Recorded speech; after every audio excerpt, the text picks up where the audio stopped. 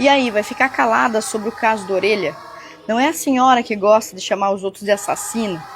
Ah, tá, é porque estamos falando de gente rica e branca, né? Que vergonha. É sério um negócio desse? Eu sempre dou uma olhada nos comentários das publicações e esse comentário aqui me chamou a atenção porque tem um tom de cobrança que se repetiu com certa contundência. Os últimos 3 vídeos que eu publiquei são vídeos muito importantes e falam sobre a medida cautelar que nós solicitamos à Corte Interamericana de Direitos Humanos em favor da prisão domiciliar do Bolsonaro. Aí, quando você vê os comentários, é uma enxurrada de pessoas que nunca apareceram por aqui, pessoas de esquerda, de centro, que não são nem minhas eleitoras, questionando se eu não vou falar sobre o caso do Orelha. Santa Catarina tem diversos políticos que adotaram essa causa, a causa animal, para o seu mandato. O próprio governador se pronunciou sobre esse ocorrido e informou que todas as medidas legais cabíveis estão sendo tomadas, portanto, a representação unânime da posição do partido está na fala do governador. Mas vamos aos fatos. Os agressores do cãozinho são todos menores de idade. Pela legislação brasileira, esses menores de idade são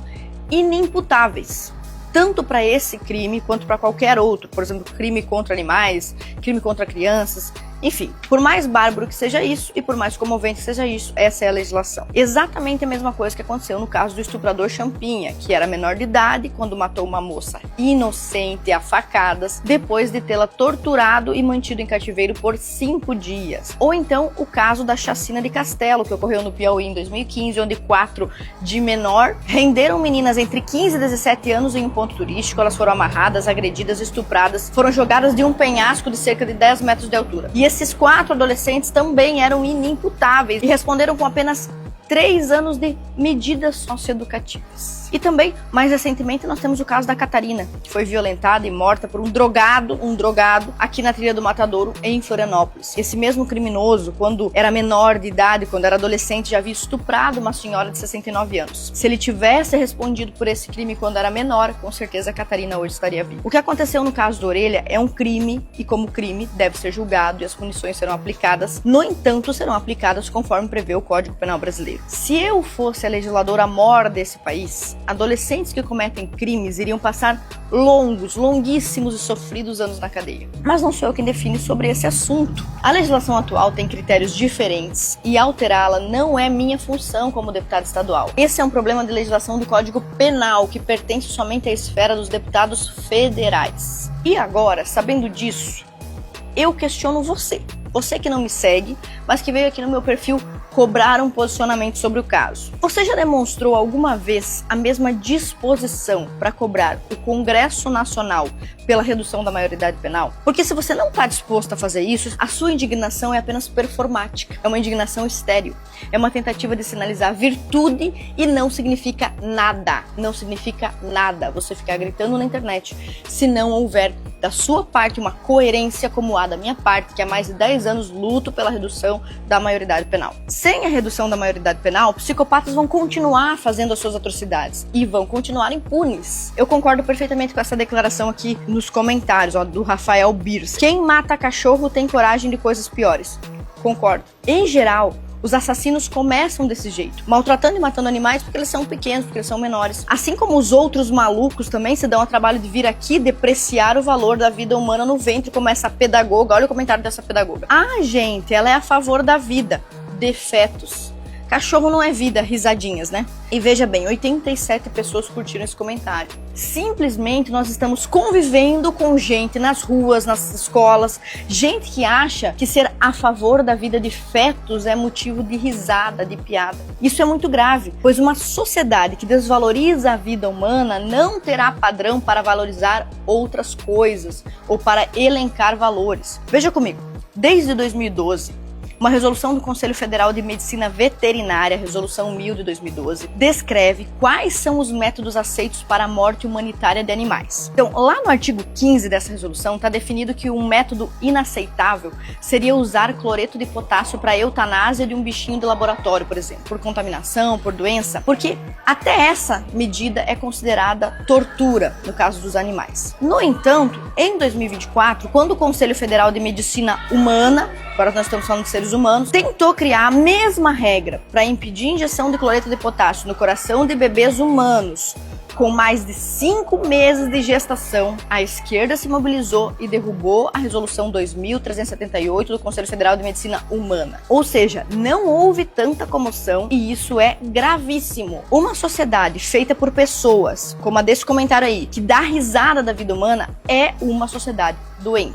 Inclusive, um dos meus livros preferidos do C.S. Lewis, que se chama A Abolição do Homem, nesse livro ele comenta que nós estamos sendo desumanizados, estão arrancando o nosso coração à medida que não conseguimos mais identificar o que é certo e o que é errado. Olha o que ele diz. Numa espécie de simplicidade macabra, removemos o coração e exigimos a função. Criamos homens sem peito e esperamos deles virtude e iniciativa. Ridicularizamos a honra e depois ficamos chocados quando encontramos traidores e pessoas desonradas entre nós. Ou seja, nós estamos entre milhares de pessoas que riem da vida humana e difundem essas ideias macabras, logo é óbvio que o desprezo pela vida dos bichinhos mais fracos vai aumentar, porque se despreza a vida humana, quanto mais a vida animal. Muitas pessoas agora estão pedindo punição para esses adolescentes e com razão. Se dependesse da direita, a maioridade penal já teria caído há décadas. Uma das PECs mais longevas da história do Congresso foi justamente uma PEC sobre isso, proposta pelo deputado Beneditino Domingues, apresentada em 1993,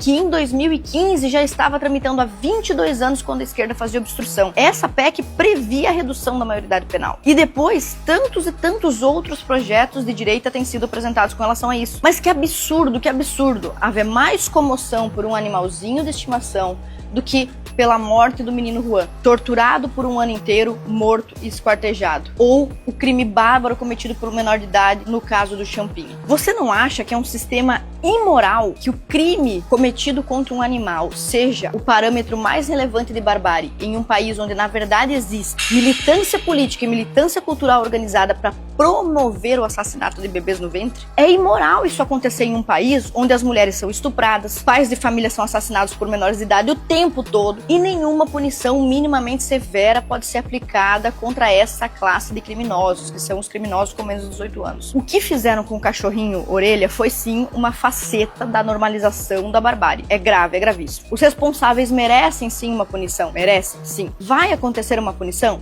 Provavelmente não na medida em que deveria, é uma pena, porque provavelmente eles vão apenas cumprir 3 anos de medidas socioeducativas, no máximo, porque é isso que a esquerda defende, é isso que a esquerda prevê, defende todos os tipos de mecanismos de impunidade possíveis para beneficiar o criminoso. Então, resumindo, a sua indignação performática na internet não muda nada se você não está engajado há anos ou não começar a se engajar agora para acabar com partidos e políticas públicas que defendem a impunidade. Eu tenho certeza que também muitos de vocês, principalmente pais, mães, pensaram sobre o ponto de vista da educação desses adolescentes que praticaram essa crueldade, essa barbaridade. Então, para concluir, eu gostaria de recomendar 3 livros que acho que podem ajudar. O C.S. Lewis, que eu já mencionei aqui, escreveu um livro para analisar a educação infantil e os livros didáticos lá da época dele. Nesse livro, ele afirma o seguinte, olha só, Aristóteles diz que o objetivo da educação é fazer com que o aluno goste e desgoste, dependendo daquilo que deve gostar ou não. É um livro que fala sobre a importância de educar os sentimentos à luz da moralidade, em vez de apenas transmitir técnica e ciência. Tem um trecho que eu gosto muito que diz assim também, ó. A diferença entre a educação antiga e a nova reside em suma no fato de que a antiga era uma espécie de propagação. Homens propagando, transmitindo masculinidade a outros homens. A nova educação é mera propaganda ideológica. Esse livro se chama A Abolição do Homem e é maravilhoso para quem tem crianças ou para quem precisa educar crianças. E por fim, eu recomendo também Como Destruir a Imaginação do Seu Filho e Como Destruir a Humanidade do Seu Filho. 2 livros do Anthony Esolen, que é um grande pedagogo que fala muito sobre essa temática e pode ajudar. São 3 livros no fim que ajudam na educação dos sentimentos da criança e do adolescente, para que você tenha uma maior clareza de como a desumanização, como o desprezo pela vida, o desprezo pelos valores morais nos traz a situações bárbaras como essa que nós estamos comentando aqui agora.